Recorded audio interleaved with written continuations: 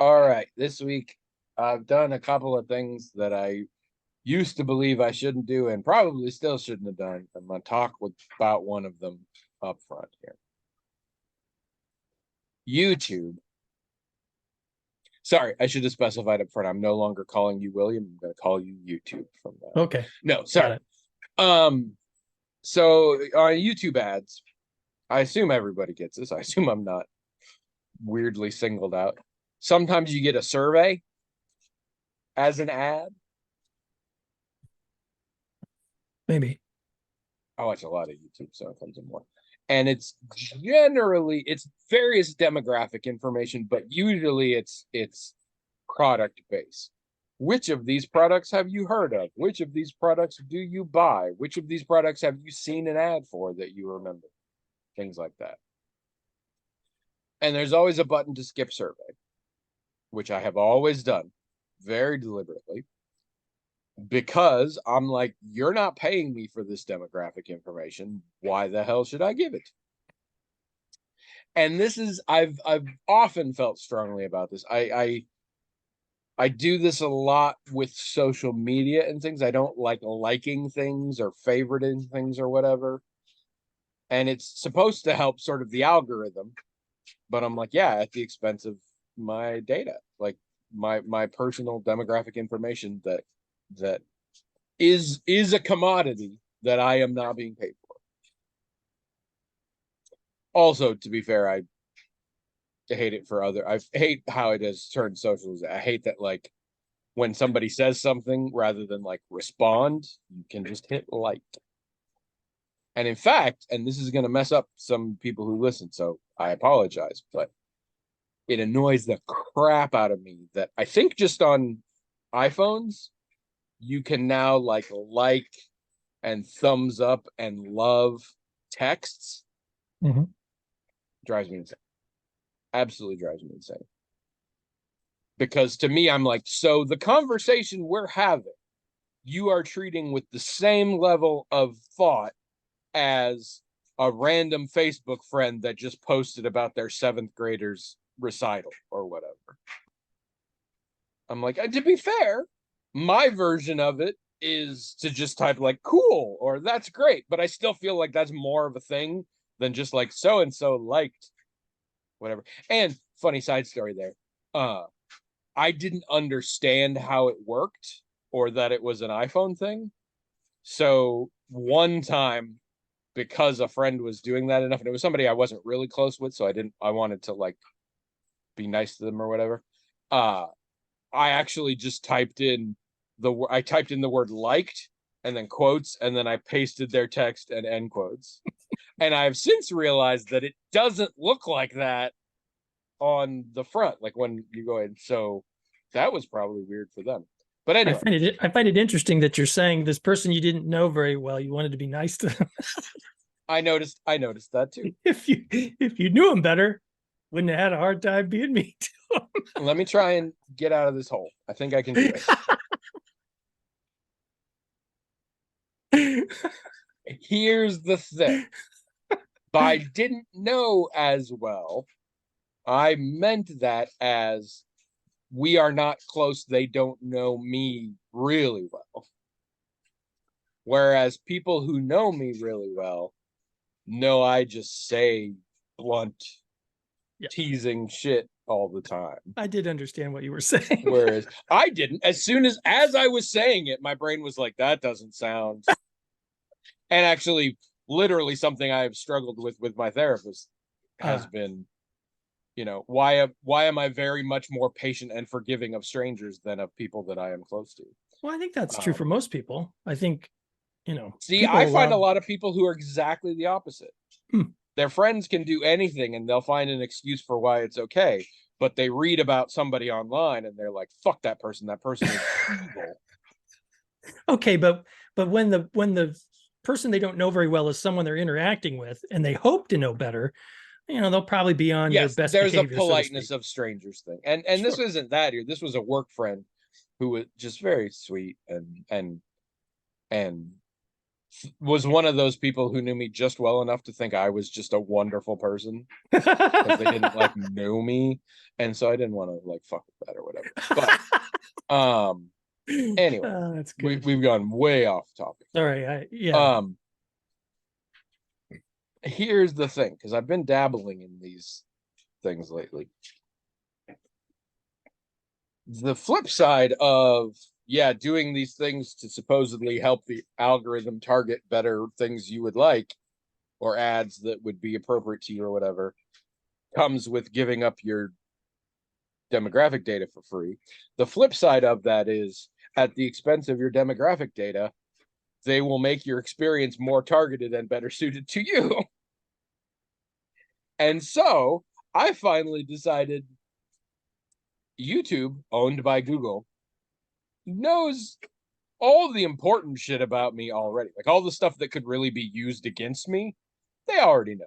I already get freaked out if I go to make a new Gmail account. Google's like, Tony, is that you? And I'm like, how the fuck did you know that?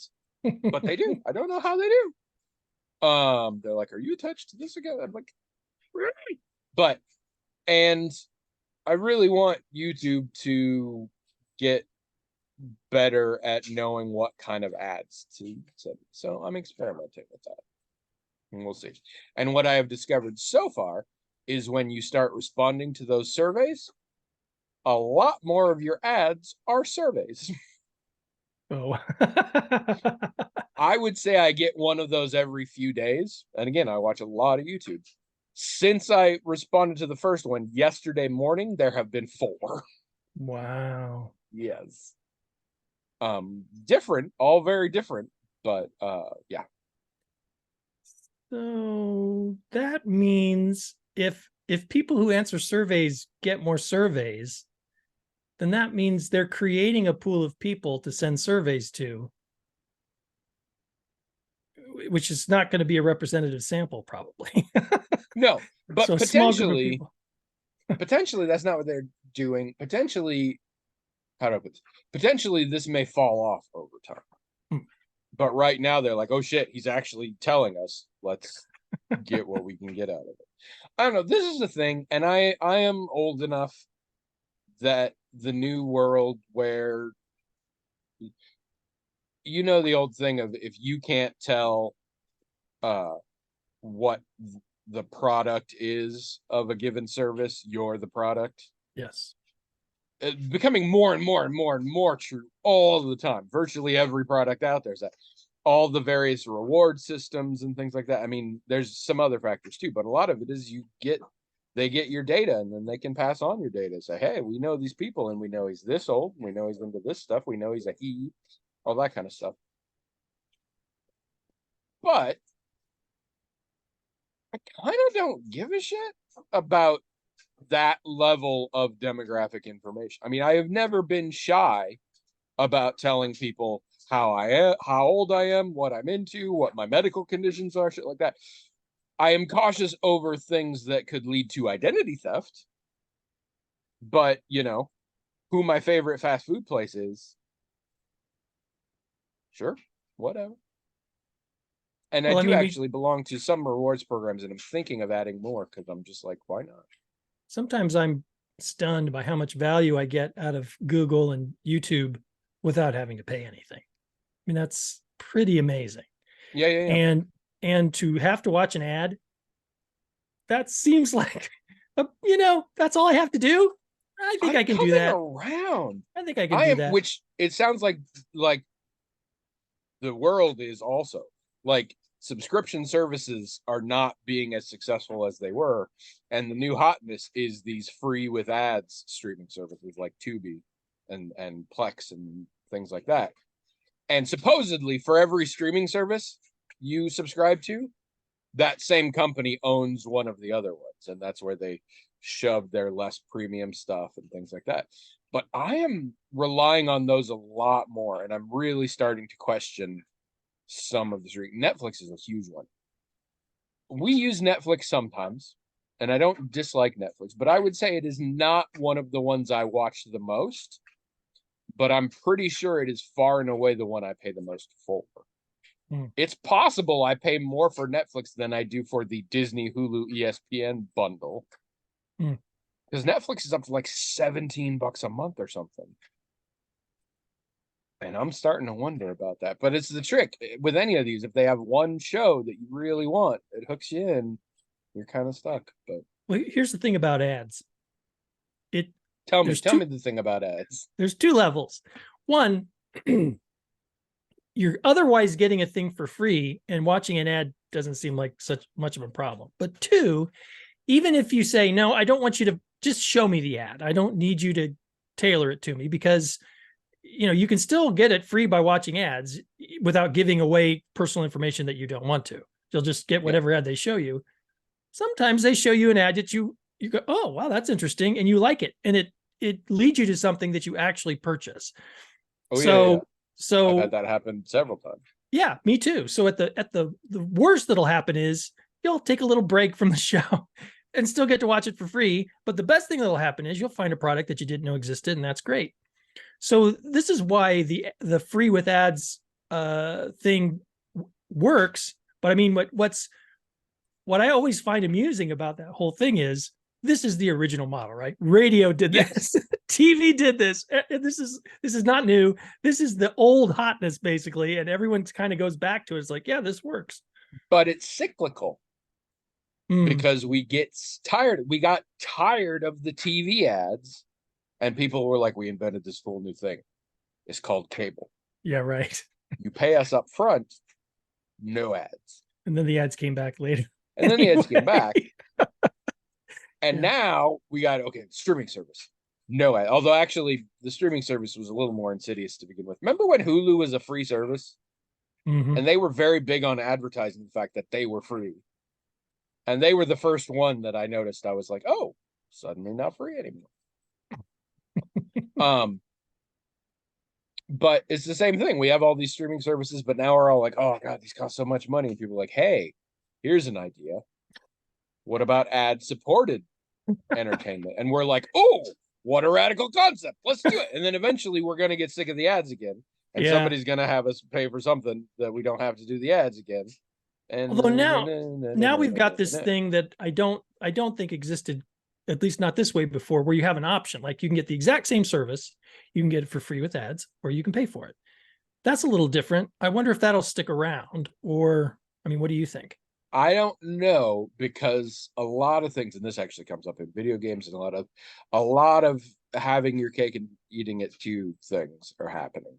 There are services out there that you can get it without ads for this much money, and for less money, you can get it with ads. Yeah, less money. Yeah. Free, no. And that drives me insane. I'm like, so I'm going to subscribe to something for ads. But when I say that out loud, cable TV was that for a long time. Basically, for a long time, at least. Mm-hmm. Yep. Still arguably is. Yeah, I don't know, but I've decided I'm going to start letting, because I'll tell you this too. The free ad-supported services that aren't YouTube or things like that, like Tubi and things like that, Tubi doesn't know shit about me except what movies I'm watching. Tubi does not tailor its ads to me at all. And also Tubi does not allow you to skip ads after so many seconds or whatever, as YouTube does in some cases. And it sucks. I get ads for things I do not give a shit about. I get ads. I get political ads that are unskippable that show up 8 times during my movie. I get terrible ad. I get dumb ad. Like I didn't think YouTube was that smart about what ads it was getting me until I went to some place that wasn't tailoring the ads at all. And YouTube has got my number. And that's based purely on the videos I watch. Well, now, hopefully it'll get even better. There's a couple other things to consider here. One of the reasons cable started getting ads, when the whole selling point for it originally was there weren't any ads, is because people started signing up for cable because of what they could get on cable. Like there were certain channels you could only get on cable. And so that became the draw. Well, that's happening now. The reason people get on HBO Max is because there's some things you can only get on HBO Max or Paramount Plus or whatever. So one of the reasons people will pay is because even if there is ads, is because it's the content they're looking for. yeah. It's not the Oh, yeah. ad-free experience. Another thing to consider is not all content is made with ads in mind. Obviously, a lot of TV shows will stop, they'll fade to black, they'll come back because an ad's supposed to go there. You interrupt movies with ads, it's really awkward. It happens at bad times. So all of that stuff's probably going to feed into it about in terms of why is a person paying for the service, is because this is the only place they can watch this show, and maybe they'll pay for ads in that case. Or is someone going to say, I just don't want my movies interrupted by ads, full stop. I don't care if it's a movie I can't see anywhere else. I'm not going to subscribe to something that's going to put an ad right in the best part of the movie. So, but I think that's, I mean, the real answer is they're going to charge as much and put in as much advertising as the market will bear. oh yeah, that's There's exactly no right. ethical consideration. There's nothing like that. It's how much can we charge and how many ads can we do, and people will still do it. But And I don't think we've proven as a species, if you do it slow enough, we'll pretty much take any bullshit. But also, you won't ever necessarily have to give away data you don't want to, because they'll just show you ads. I mean, Yeah. you know, the ad people pay them to show the ad. That's it. Now, they might pay them better or more for the ads to be targeted because they want it to go to particular people. But you'll probably always have the option to say, no, I don't want you to take I don't need it tailored to me. Just show me whatever ads there are. I think that'll always be an option. But then again, like you said, if you don't mind them having that information, and because see, some people, when you tell them, well, you're the product, you realize that, they go, okay. Yeah. I mean, so what? You know, and that's the thing. I'm kind of that way. yeah. It's like I'm I'm getting what only I realizing now. I'm kind of like that within certain limits. right. There are security concerns, but in terms of, I mean, again, things like personal privacy, medical privacy, things like that are very important, and I am very big on keeping those boundaries in place. Personally, though, I go online and tell everybody I'm a 40-something pervert with diabetes, and you know, like I eat at McDonald's. I got McDonald's for lunch today. Like, I don't give a shit. I've always been an open book on that kind of stuff. Yeah. So I've always been sort of reflexively concerned because it's privacy. And there's a little part of me that's like, they should be paying for this. In some form. And I guess I'm at the point now where I'm saying the tailored ad experience and the tailored video suggestion experience is payment enough for me. Well, especially when it's free in a way to you. Yeah. So I'm trying that out. We'll see. Yeah. I mean, I don't mind people knowing that I like science fiction. The whole world can know that, especially if it gets me more science fiction. So, oops, I think I broke him. I interrupted. Welcome to Magical Talking Hat Podcast, the only podcast in the world that Beyonce once told me in private is her absolute favorite podcast. She said she would deny it publicly, but she told me it's her favorite. Nice. She also denied publicly knowing me, but I get that. Yeah. I'm Tony. And I'm William, and this is episode 650. 650. I almost said that. But you said we are dangerously close to that devil episode. It's in December. We should figure out what sort of animals we're going to sacrifice or whatever. Think about it. Strap in, people. This is the first episode of a 2-episode arc. Because some shit's happening next week, so we're not going to be able to record next week. So I'm going to explain to you now how the show works, and not next week. So if you're listening next week, stop, come back and listen to this. All right. We have a hat. It's magical in that it has a butter cow on it. No, we have a hat. It's magical in that it has its own email address. themagicaltalkinghat@gmail.com. People write in to that email address with topics, questions, comments, whatever they feel like. Here, I'll give you a free example. Dear the Magical Talking Hat, is it possible to have an entirely closed economic system? And if so, is it possible to eliminate the concept of inflation? That's a freebie. Y'all can send that in if you want. And then the hat magically forwards the emails to us, and we talk about them with no expertise whatsoever until we're bored. And then we do that for a while, and that's basically the show. Some of the parts that aren't, which honestly is a lot of it, especially when we don't have emails. Anyway, how's your week been? Been all right. We finished Justified City Primeval. Oh my God. What are you going to talk about now? Is there a new Curse of Oak Island out or something? November, yeah, but did I tell you somebody else talked about Curse of Oak Island? Somebody else in the world? What do you mean? A McElroy brother. Oh, okay. I think you did tell me that. Yeah. I don't remember what it was, but it was something with like shows that he watches with his wife or whatever. And it came up that like Curse of Oak Island is like his show that he watches. And just in passing, like he didn't explain what it was or anything, but I was like, I know what that is. The show, I'll say this: if you were a fan of Justified, this isn't anything like that at all. If you think you would like watching any old show with this character in it, played by Timothy Olyphant or whatever, yeah, you'll probably watch it all the way through. But if what you want was that show, and just having one named character and actor playing that in a show that's completely different, it's not going to do it for you. This won't do it for you. I don't know why they made this. We did watch it all the way through and it was fine. The show isn't like terrible or anything, but it's not my kind of thing. It's not something I would have watched otherwise. So some people might like it just the way it is, because it's not bad. It's just not my kind of thing. And it was definitely not anything like, in my opinion, the original. But it was fun to see Timothy Olyphant play that character again. That was kind of fun. But and your favorite person in the world, what? Walton Goggins. He's not my favorite person in the world. I just thought he did great with this role. In fact, as I told you, when I first saw him, I thought, oh, this show's not going to be that great, because I've seen him in other things and I wasn't that impressed, but he was really good in Justified.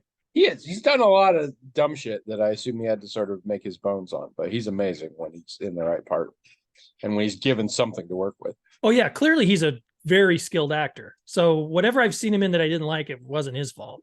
It was, it's just that thing wasn't very good. It is the thing. I've got a stable of actors that I have seen once or twice that I really like, but that outside of the once or twice, everything they've done is something that I have no interest in.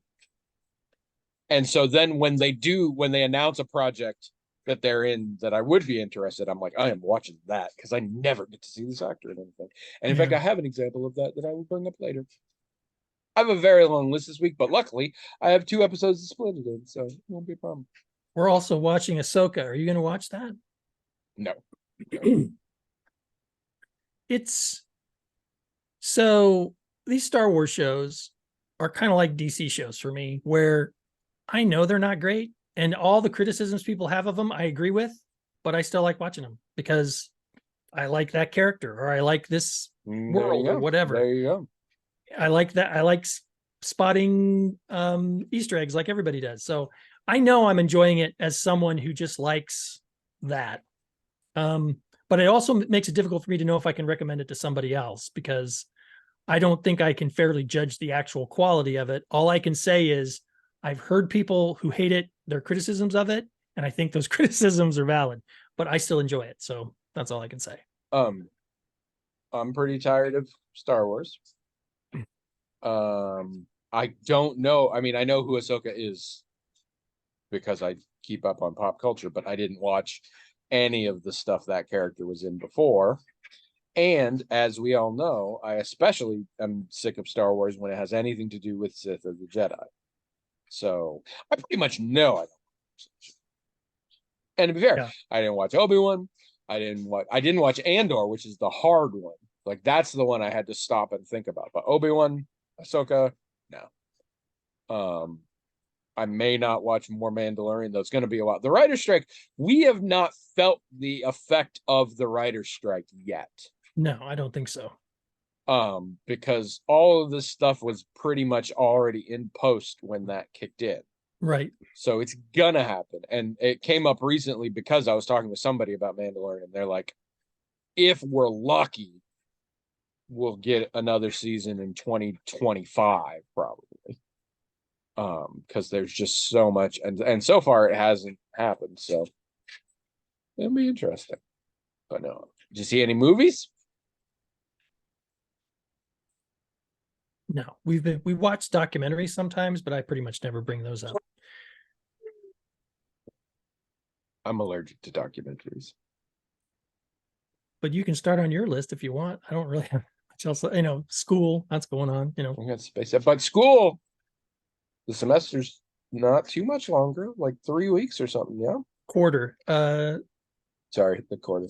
After this week, yes, just 2 more. But for various reasons, I've had to sort of try to work ahead, which I always do. And sometimes I'm not very successful, but I have been actually successful in getting ahead on some things. Nice. So my last 2 weeks, there's always stuff to do in a given week because you can't, or rather you shouldn't turn things in early, because a lot of times they'll give last minute instructions on how to do an assignment. So you really kind of should wait. So when you do things ahead of time, you really need to only pretty much turn them in on time. And before you turn them in, you'll probably proof it and do some polishing up. So that'll take a little time. But it's basically when you get caught up on stuff, even though there's still things you have to do, it's like bookkeeping type stuff. I mean, it's like, it feels like you don't have anything to do. It feels like you're free, basically. So that feels pretty good to have a lot of this stuff caught up. I wish I didn't have to. I wish I could just turn it all in or do all the stuff so I wouldn't have to worry about it at all. Yeah. But it's just going to be 10 minutes here, 30 minutes there in the next couple weeks. And so it'll be fine. I had a feeling you were pretty well off when this morning you were sending me links to farms and shit. Yeah, that farm's pretty cool. Not very far from my dad's house. Psyched. It backfired on me. She was sending me a lot of shit. My wife has this thing where we'll like talk about a thing, like, we should really work on that at some point or whatever. And in my head, I mean, like this fall or when we have time. And she goes to work or whatever, and then she starts texting me all these very specific details about, oh, if we were going to rent this, it costs it. And I'm just like, I don't care. And so today, to try and keep her occupied, I sent her that link. Oh. And it backfired on me hard. Oh, it did. Because she immediately sent me a link back to the site that farm uses to ship their goods, and then started manually listing off for me all the different kinds of meat products. Does this farm really provide something that the farm you use currently doesn't? Or, I mean, what? Well, keep in mind, the farm we use currently is just beef. Oh, yeah. And it's also 21-day dry aged beef, so it's very expensive beef. Oh, okay. This farm has all of the things. This farm has the potential to mean none of our meat purchases happen at a supermarket. Really? Which is what we would love. They've got a lot of crap. Yeah, it looks pretty cool. But and you wouldn't have to go get it. They would just ship it to you. No, they'll ship. There's some company farm to front door, I think it's called, that appears to be a company based around delivery and logistics for farms, which I'm psyched about that. So that should be cool. It's funny because as soon as you wrote back about how, that it had possibilities or whatever, I immediately had this idea in my head that one day you would want to go there to pick something up, and I would go with you, and then I'd like take you to the farm I grew up on and take a measure and all this stuff. Oh yes, yeah. That was clear. When you told me exactly how many miles away it was, that was clear. I mean, it's like, I don't think it's even a mile from my dad's house. It's like, You go here, this way, boom, you're at my dad's house. I mean, it's like I could walk to this farm from dad's house easily. That's how close it is. And Melcher's just a couple miles past that. So I shouldn't pay for shipping. I'll just make you pick up stuff when you go home and then bring it to me. You'd have to come with me so you can see all those places I've always talked about. I take you to Melcher, I take you to Knoxville, I take you to the first house I lived in Pleasantville, I take you to the farm. I don't want to cast aspersions on the rural community. Yes, this is all do. about me. This is about me. This is not about them. I need you to understand that when I say I would get beat up so bad. You know what my dad said when I I would sent him say that?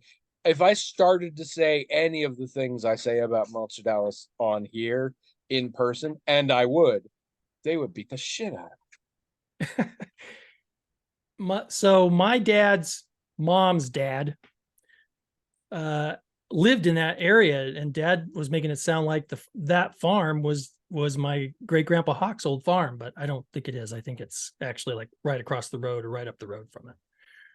But you had a great grandpa named Hawk, right? No, wait, you said your mom's. Yeah, his last name was Hawk. His first name was George. George Hawk. That's where I got the name Hawk for my pen name. Oh, that's right. Yeah. Clifton was my dad's name. D is my dad's middle name, and Hawk is my dad's mom's maiden name. Did I tell you there's a Wright car dealership around here? Yeah, there is one. Huh? There used to be one over in Carlisle, Iowa, too, but and it cracks me up because it's right cars, right price. Like they do that because I've been behind people who have me too thing, and it says that. I don't know where it is exactly, but it is over here in eastern Iowa somewhere. Probably in your house. But there was one in Carlisle, Iowa, which is in central Iowa, for a long time, but I don't think it's there anymore. But I doubt they're the same people. It's just a coincidence, I'm sure. Those are the wrong. Are you going to read off your list now? Let's see what there is. There's a lot. But you don't have to do it all. Oh, William has no. In fact, I very deliberately have to not do it all. I'm just trying to think. Okay, there's a lot of things. I'm gonna save that. Okay, well, let me throw this one out real quick. There is a comedian by the name of Sheng Wang, Sheng, last name Wang. He is very funny. He has a Netflix special. I highly recommend it. This was where it came up last night because Netflix also does not play nicely with my TV. Anytime we get into Netflix, it's guaranteed it's going to crash at least once before we can start watching stuff. Don't know why, but yeah, so I thought he was this is a thing. This is actually really fun. Well, fun. This is really disconcerting brand synergy, which in itself is a disconcerting term. So on Sirius XM radio, which we have in our car, the primary reason we have it is there are several channels that do stand-up comedy. Oh. Comedy Central has one. There's one just called Comedy Greats that's like a clean one. And then there's ones we don't listen to, but like there's one that's Kevin Hart's one that's supposed to be really edgy. And then there's the Blue Collar Comedy guys have a whole channel that's about them or whatever. But anyway, and Netflix has one called Netflix is a Joke because Netflix a while back decided they were going to push hard on stand-up. There is a lot of stand-up on Netflix. And they play clips from the various specials. So if you hear something on that channel, it's basically guaranteed that special you're hearing is on Netflix. And I've been hearing just bits of Sheng Wang for a while, and I was like, we should check him out. And then last night we were trying to decide what to watch, and Trish was like, do you have any comedy specials? And I said, actually, and so then I watched it. It's another one of those up and coming, like Ali Wong is a well-known comedian and actress and things, and she's having a moment right now. She's had a couple of really good movies. She's got a series called Beef with her and Scott Yoon that's very popular on Netflix. She's done a bunch of stuff. She's got a ton of specials, and Sheng Wong is her friend or peer or whatever, and she was an executive producer. She directed it. Like, it's very clearly, and this is becoming a model. There are shows on Netflix that are specifically a successful comedian wants to showcase for you not as successful comedians that they know and like. Tiffany Haddish has had a couple of seasons of that. It's called They Ready, and a few others, and it's really cool. And I really like the idea. And you can find some really cool comedians, because the level of funny of a comedian and the level of success of a comedian not necessarily equal. Same with acting. Same with pretty much anyone in the entertainment industry. Music, everything. Yeah. So you find some really good ones. Sheng Wang, I thought he is a weird sort of balance between what I would call more traditional observational comedy and the more sprawling sort of alt style of telling very personal stories about yourself. He kind of blends them in a really cool way that I don't see a lot. There's very strong vibes of Mitch Hedberg to me, but it's a little bit more personal. So yeah, I would highly recommend it. You all should check it out. Sheng Wang. Anyway, let's talk about TV shows, and then I will save movies and video games for next time. All right. So I think I talked before, bailed on everything we were watching. We bailed on Station 11, and we actually finished third season of Righteous Gemstones. And then we tried to watch Hijack on Apple TV Plus, and I bailed on that immediately. So, whereas we only watch a couple of shows at a time, and recently, because I always defer to what Trish wants to watch, and consequently there are shows that like I've wanted to watch for a long time that we just don't get to. So I recently decided, I'm like, all right, you know what? I'm going to get a show and you're going to get a show. And when the show I picked ends, I get to pick another one. The show you picked ends. And I already cheated a little bit. Righteous Gemstones was kind of her idea, but I was into it enough that I'm like, that'll be my pick. So anyway, so we've now both picked two new shows that we just started a couple nights ago. The one Trish picked is the second season of Good Omens, which I was trepidatious about because it's based off of a book that was entirely covered in the first season. So this is new material. But it is still adapted and largely involves Neil Gaiman, who was one of the original authors. It also, from the trailers, I could tell, there was a lot of discussion in the first season that there was a lot of sort of homoerotic tension between the two leads. This season leans into that, which I'm here for, but I'm also like, if it gets a little too fan servicey, that could be a little annoying.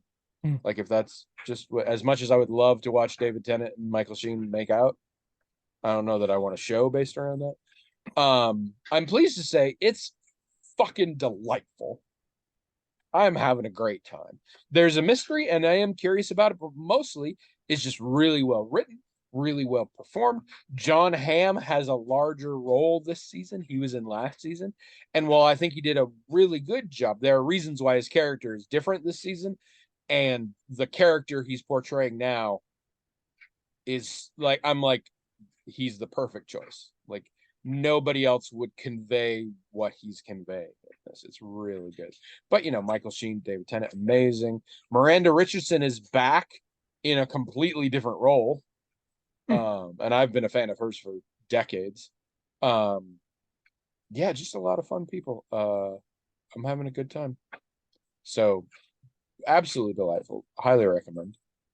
And then I mentioned this before, decided to go with The Peripheral. Which is what I was referring to before. Chloe Grace Moritz is an actor that I very much like, but that I basically can't watch any of her stuff. It's all, the first time I ever saw her was the first time I think most people saw her, which was in Kick-Ass, where she played Hit Girl and was the breakout star of that. And I loved her in that, but I fucking hated that movie. Um, and then since then, she does a lot of really sort of edgy and dramatic stuff that's just not my bag. Lot of bummer stuff. Like I'm sure it's good, but a lot of bummer stuff. So I didn't realize she was the lead in this. So I was very excited. Um, we've only watched one episode. You've watched the whole thing, if memory serves. Yes. Yeah. Yes. We've only watched one episode, and I found it very interesting that when it finished, I was excited. I am into this. And Trish also good with it, but she did point it. She's like, it's kind of icky, but I'll stick with it. And I found that fascinating because she's not wrong in a way, but you know how I don't like that kind of shit, like immediately, well, not having that experience at all. And this is a show where somebody gets their eyeball taken out while they're awake. I mean, like, there's some fucked up shit in this. And so I started pondering, like, why is, and it's much more about motivations. Like, it's not that I'm freaked out by blood and gore and people in pain. And I mean, it wasn't a fun scene to watch or whatever, but the person wasn't being tortured. Nobody was like trying to make them suffer. And that's the thing I hate. I don't mind having to watch people endure bad stuff or gross stuff or painful stuff or whatever. It's the shitty people doing shitty things bit. And there's villains in this, and I'm sure there will be some shit, but at least at this point, I'm like, no, it's not. All of this is just stuff that happened in this exciting adventure story. Like, and yeah, some of it's gruesome or whatever, but it's no like, you know what? I'm just gonna make your life shitty for the fun of it, you know, or all the other, or man is the real monster in it. No, it's just like, yeah. So I find that very interesting. But no, I'm very excited. I've always been a fan of Gibson in general, so that helps. I'm a fan of him, but I'm not so much of a fan that I don't think maybe some of his stuff would work better as a TV show than as a book. So, and I've never read the material this one is based off of. I will say, I noticed that Amazon had some episode zeros that were just little 2-minute sort of introductions to the world and the characters and stuff like that. And Trish went to the bathroom, whatever, so we paused, and I was just messing through the menu and looking through. And just from the descriptions in those little 2-minute things, I feel like they spoiled some stuff for me. Oh no. I mean, it's stuff that I'm sure will come up pretty quickly, and I don't think it'll ruin it, but it's like, I didn't, this show, which deals with X and Y, I'm like, didn't get that this show was dealing with X and Y.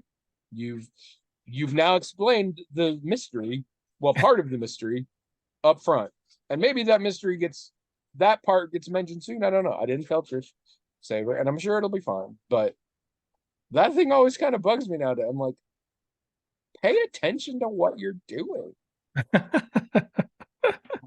Pay attention to what you put in the trailer that spoils big twists and shit like that. Yeah.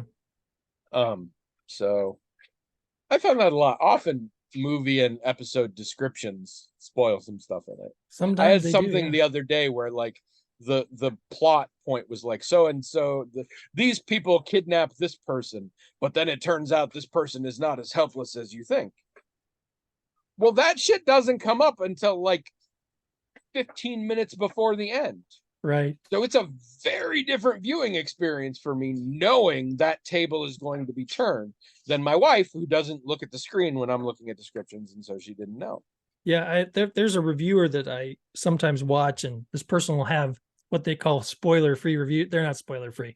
Like when you say something, when you say something like, and there's this great twist at the end, I won't tell you what it is, I won't spoil it. You already spoiled it. Yes, now I'm going to be looking fact that there's a twist. Yeah, I'm going to look constantly for this and clues to it. You spoiled it just by telling me that something like that is going to happen. Nobody ever told me the twist of Sixth Sense. I saw the Sixth Sense many years after it was out. Oh. I guessed it in a few minutes. And I do not want to say that it's not an impressive movie with an impressive twist, or that I'm a fucking genius. No, it's because I knew there was a huge twist at the end. And so I was looking and I was like, oh, I'll bet it's that. Yeah. And it was. Yeah. Yeah. Yeah, I have friends who will be like, this isn't a spoiler, but, and it's very similar to saying I'm not racist, but like, if you have to say up front, this isn't a spoiler, but it's a spoiler. Probably, yeah. And I am trying to get better in my old age about not worrying about spoilers as much, because you can get a lot of cool experience of it. But the problem is there is a not insignificant portion of the movie and TV industry where the twist or the reveal is basically the only reason to watch it. Sometimes, yeah. We call this J.J. Abramsing. Well, maybe. And oh, he's the king of that bullshit. But he doesn't deliver, really. I mean, no, you're not wrong. You're not wrong. But I also was recently reminded one of his first things before he was well known is he did the TV show Felicity. Yep, Felicity and Alias. And Alias, I remembered. Felicity's a funny one because I'm like, yeah. God, that was such a and I didn't watch it, but I know all about it now, and especially the hard left it took in the last season where it was witchcraft and time travel and shit out of fucking nowhere. Wow, I didn't know that. Yeah. It's 3 seasons of Felicity stalking this guy at college that she doesn't know well. And then in the last season, she like cast a spell and went back in time and shit. Yeah, it got weird. Wow. That's some Baywatch Nights shit. But yeah, so I'm enjoying both of those shit so far. To be fair, only watched 1 episode of The Peripheral, but I'm pretty excited for it. Speaking of producers and directors I fucking hate and try to avoid like the plague. Have you seen the trailer for Rebel Moon? No. I just saw it the other day.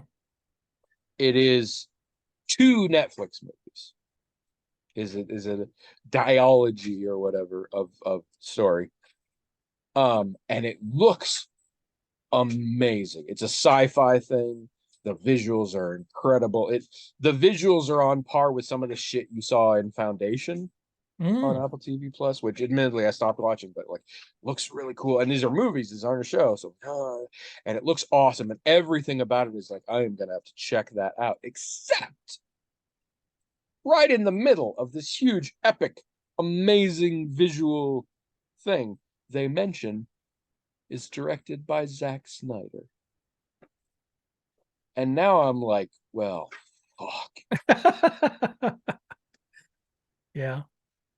Like, because I believe, and I have yet to be proven wrong on this, I hate everything that man has done in his life since he was born.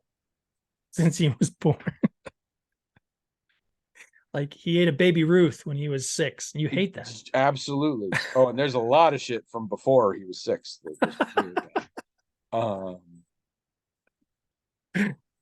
No, but seriously, I have yet to ever see anything by Zack Snyder that I didn't think was absolute garbage. So now I'm really uncertain. But it looks real cool, except for that part where his name is on the screen. And honestly, based on the trailer, it doesn't look very Zack Snyder to me. But we'll see. It's epic like Zack Snyder, but it doesn't look dark, gritty, depressing, edgy,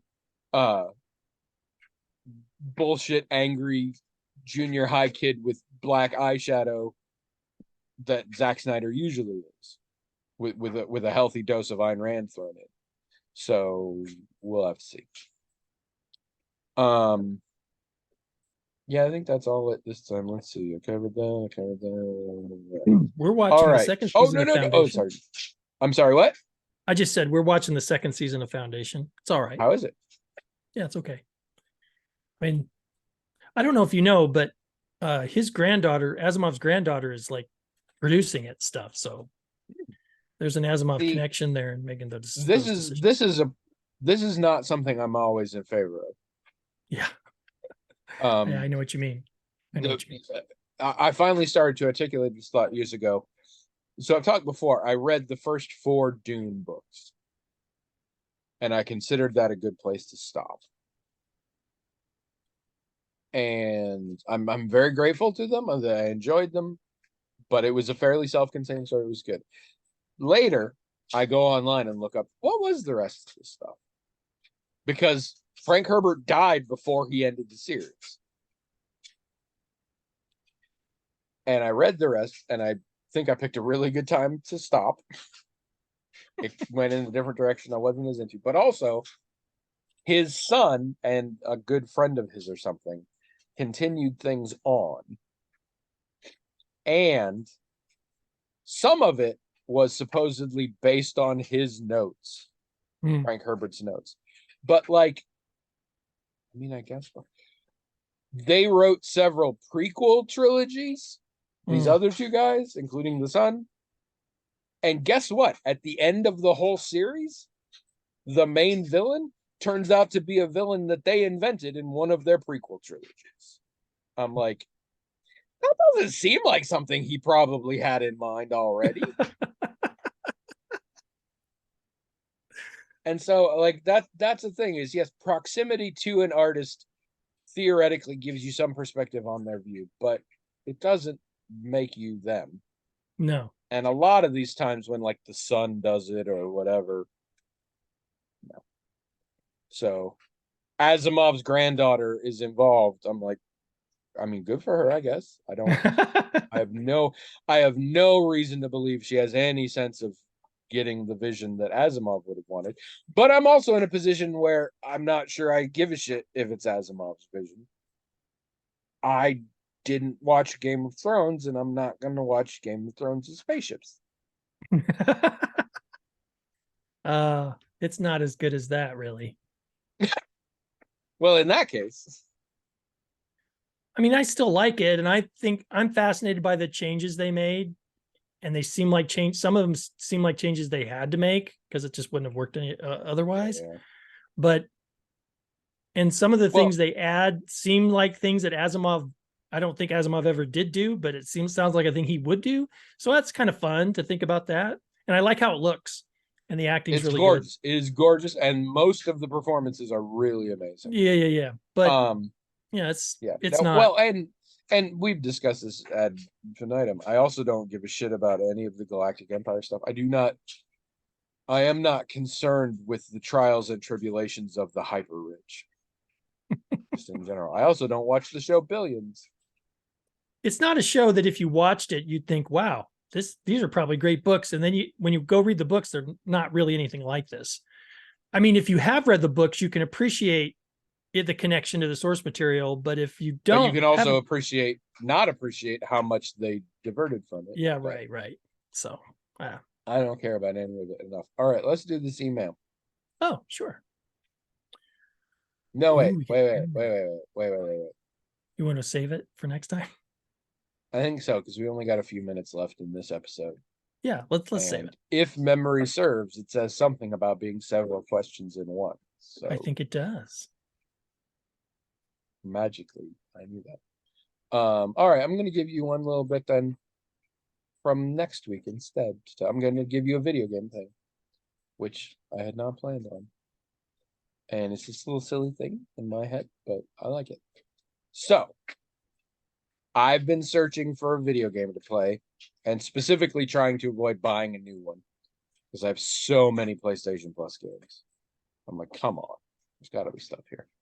And I finally was like, you know what? I want something very simple, fun, low stress. Very simple. And I was like, Lego game. I haven't played a Lego game in a real long time. And those are real basic, but they're fun. They're fun, yeah. And I'm like, I'm confident I've got some in my PlayStation Plus stuff. And it turns out I did. I have two of them. I thought I had more, but I only had two. Lego Harry Potter and Lego DC Supervillains. And I decided to go with DC Supervillains. That's a pretty good one. I'm still a little over Harry Potter right now. Well, I'm pretty sure I've stopped playing now. I haven't played a Lego game in a really long time.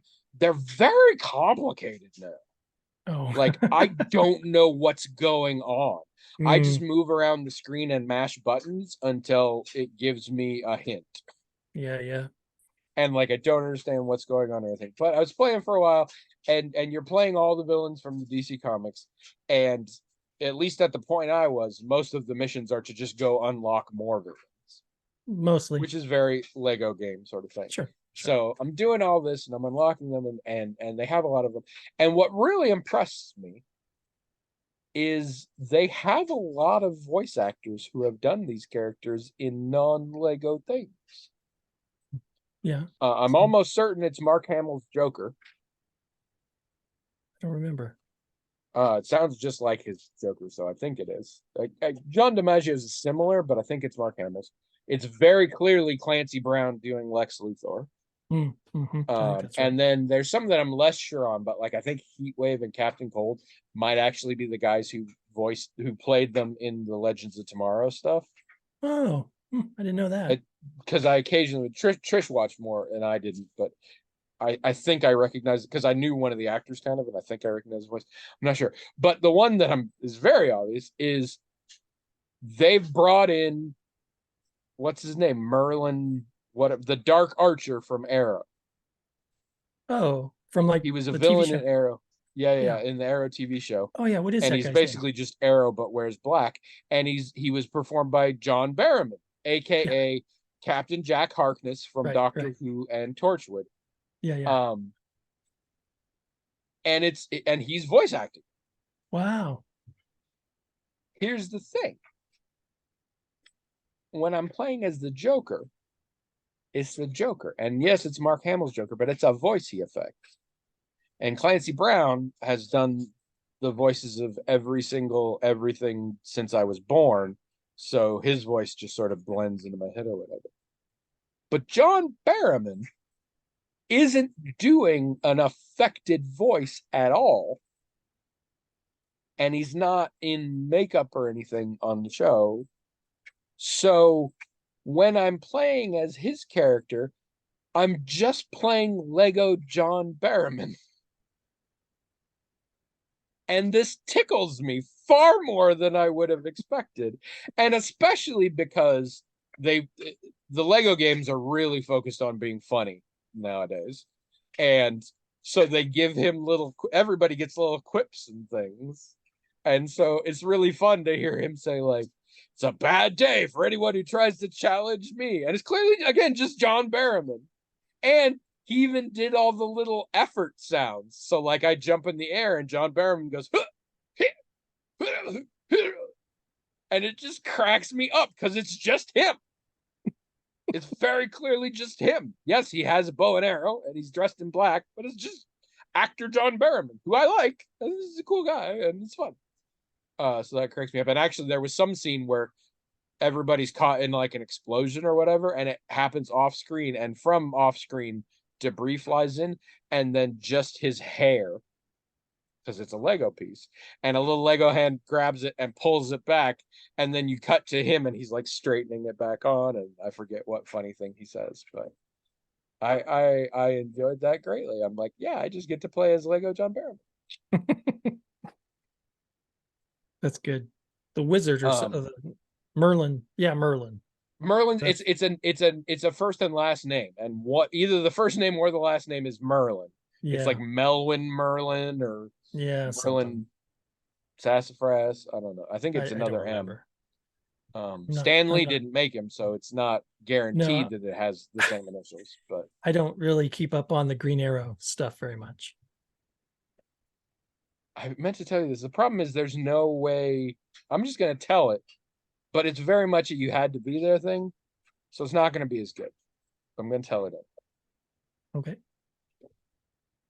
I was listening to a live episode like that they did at a live show of my brother and me. And I forget why, but at a certain point, Griffin starts talking about the famous comic book character Bat Hero and his perennial nemesis Clown, which he says specifically like that. He's like, famous DC Comics Bat Hero and his evil super villain Clown. And then for some reason way later in the episode, I think because they were talking about a zoo or whatever, they're talking about penguins. So that, but they referred to him as Angry Birdman. And so it became this whole thing. Bat Hero and his rogues gallery of Angry Birdman and Clown. And it just cracked me up. But yeah, it's not nearly as funny to retell as it was in the moment. It's pretty funny. And it was very off the cuff. You can tell whenever one of them says something and the other two crack up, you know that was not planned. Not that they plan a lot, but yeah. For a while. That was the thing. It wasn't when they said Bat Hero. I'm like, yeah, it was like, you know, and then that villain, Clown. I remember that guy. All right. If you'd like us to talk less about this kind of shit, write an email, themagicaltalkinghat@gmail.com, and use that power to determine what kind of shit we talk about. Some. We're still gonna fuck around and see what we want, but also go to the blog, magicaltalkinghat.com. Tell us we talked about a lot of movies, a lot of TV shows today. Also get on there and tell William he needs to go see the Barbie movie, because he's the last person in the world to have not seen the Barbie movie.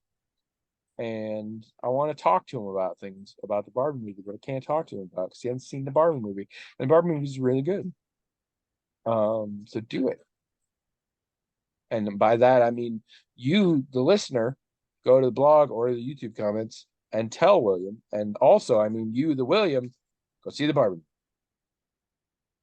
All right. And then next week, which will just be a couple minutes for us, we will be back. So come back next week and listen again, because we're actually going to do an email then, probably. Clown!